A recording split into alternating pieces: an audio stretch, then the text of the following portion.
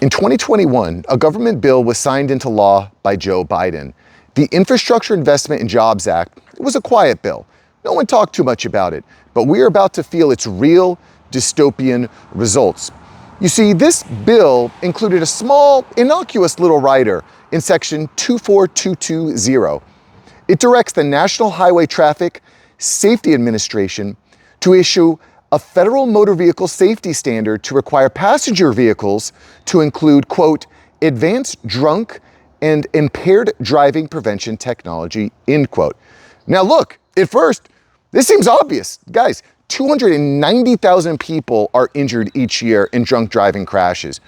And in 2025, we saw over 10,000 people die in drunk driving accidents. This is horrific. It should not happen. It should never happen.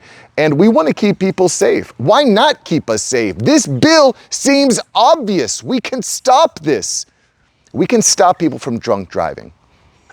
Well, this bill mandates surveillance to be included in all vehicles 2027 moving forward. And this includes surveillance like infrared cameras that can scan your eye movement, your head position, drowsiness, distraction, all of the above. It could include passive breath sensors, wheel touch, behavioral monitoring and swerving. I, by the way, recently purchased a vehicle that does all of this. It does all of this. I purchased a 2027 Kia Telluride.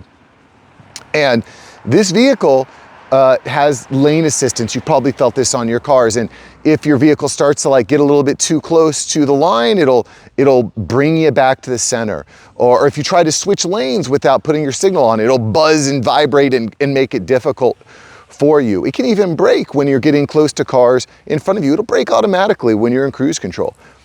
It's got all these really cool features, cameras everywhere. It's awesome. Great car, actually. Really, really love it. But we are moving to a world where if you look at your phone too many times, or if you were to drive drunk, which by the way, you should never drive drunk, bad idea, bad idea. But in this new world, if the car deems you impaired, it could intervene and stop the car. Your personal, intimate haven of privacy completely disrupted. Because here's where the issue gets bigger, guys. In 2021, they had no idea how fast AI was going to advance, right? They just had no idea.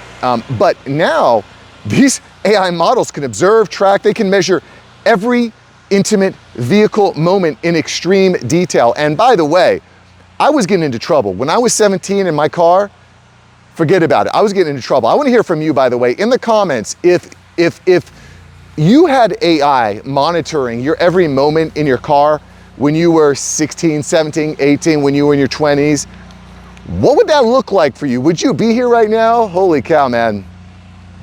You watch a movie like Grease, for example, you watch these old movies, Dazed and Confused. Guys, all those people would be in jail. Or maybe they just wouldn't be doing any of that stuff. I mean, you ever hook up with a girl in your car? You're gonna wanna do that when you know the AI is watching your every move? Crazy, crazy. I remember going way back in the day into high school, I was driving a minivan, and in the back of the minivan, we had a TV with Smash Brothers on the Nintendo 64, and my friends we would just play that in the back of the van, amongst other recreational activities. Can't do that anymore. Can't do that anymore. Again, so look, check it out, guys. On one side, this AI could and will absolutely save lives. It will stop drunk driving, or in a lot of cases discourage drunk driving, which again, at this point in time, there's really no excuse for it. There's Uber, Lyft, there's just so many convenient ways to get to and from without drunk driving. It could also prevent texting and driving. Have you ever been in a situation where the person in front of you was just swerving left and right, and you're like, the person is obviously texting on the phone, they're obviously got Twitter fingers while they're driving, can't have that. Additionally, this data would be massive for autonomous vehicle deployment. Huge data sets. Can you imagine getting data off of every vehicle that's being driven right now? Huge.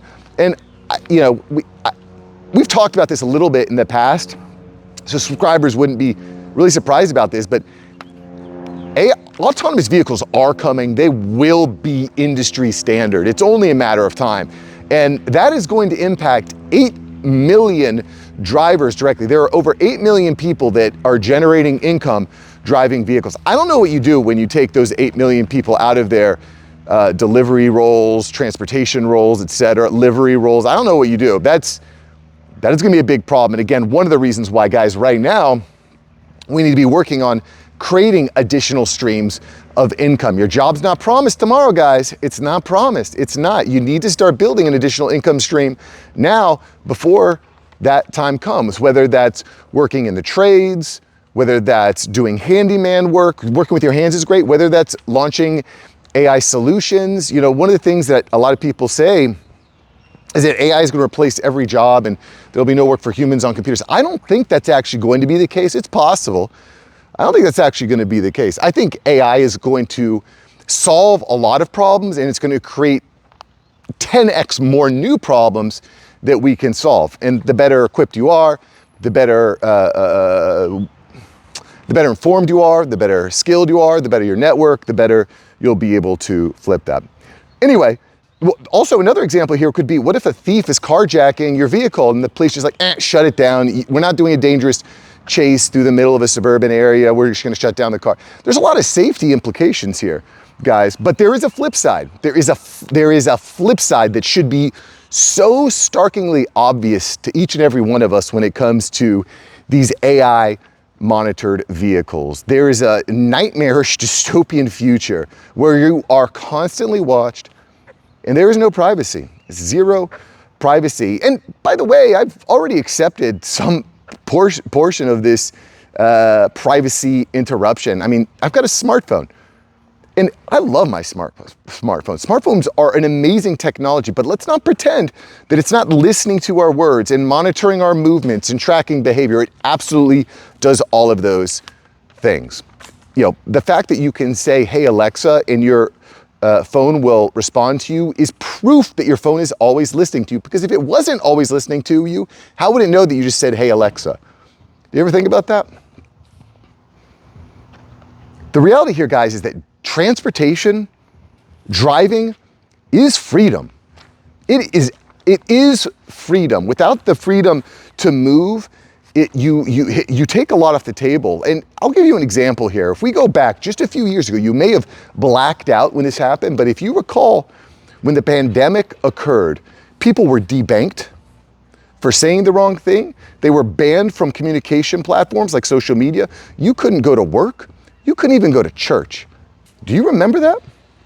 And there was massive pressure to get, we'll call it experimental medication, or else suffer massive societal consequences, like not be able to travel on an airplane or not go to different places. You just, crazy times. Do you remember that? Crazy, crazy, crazy. And this type of technology could simply shut you down from operating a vehicle. Scary stuff. Pretty scary stuff. I'm reading George Orwell's 1984. I just finished Animal Farm, which I liked. And I'm reading 1984. This is like the telescreen in your car. And the book opens up, I'm pretty new into the book, where George Orwell's like, I have a journal and a pen. If they found out I had a journal and a pen, I could be executed.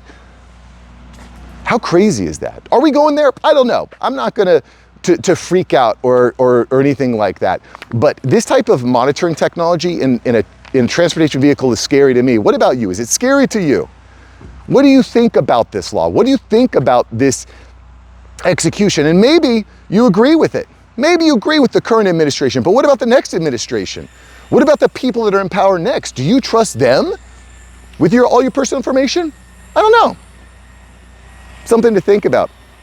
And before I close this down, I will say that this has not been finalized yet. There was a cutoff for the technology to be put into place in 2024. So in reality, this technology is going to get pushed back a little bit. But please believe there's a huge push for this right now. There's too much money invested. There's too much power and control that is on the line. And listen, guys, I just got back from DC. I was in DC last week. I was representing small business owners and men just like us who want to remain relevant, respected, and financially free during the AI revolution. This is the type of stuff that we should be talking about. So I want to hear your comments below. Is this the type of thing you'd want me to be vocal about when I'm speaking to state reps and senators and Congress? Is this the type of thing I should be talking to big tech companies about, to sponsors about. What do you think? Put it in the comments below. I want to hear your voice so I can amplify it in any way that I can. Guys, we reached 300,000 people on this channel last month. What is the type of message we should be sharing? You fill me in, you put it in the comments below, and we'll go from there. Guys, if you enjoyed today's video, smash the subscribe button, and you will definitely be interested in yesterday's video where we talk about what's really happening with the job market and why people aren't finding jobs. And it might not be for the reason that you think. Check out yesterday's video. I'll see you there. Peace.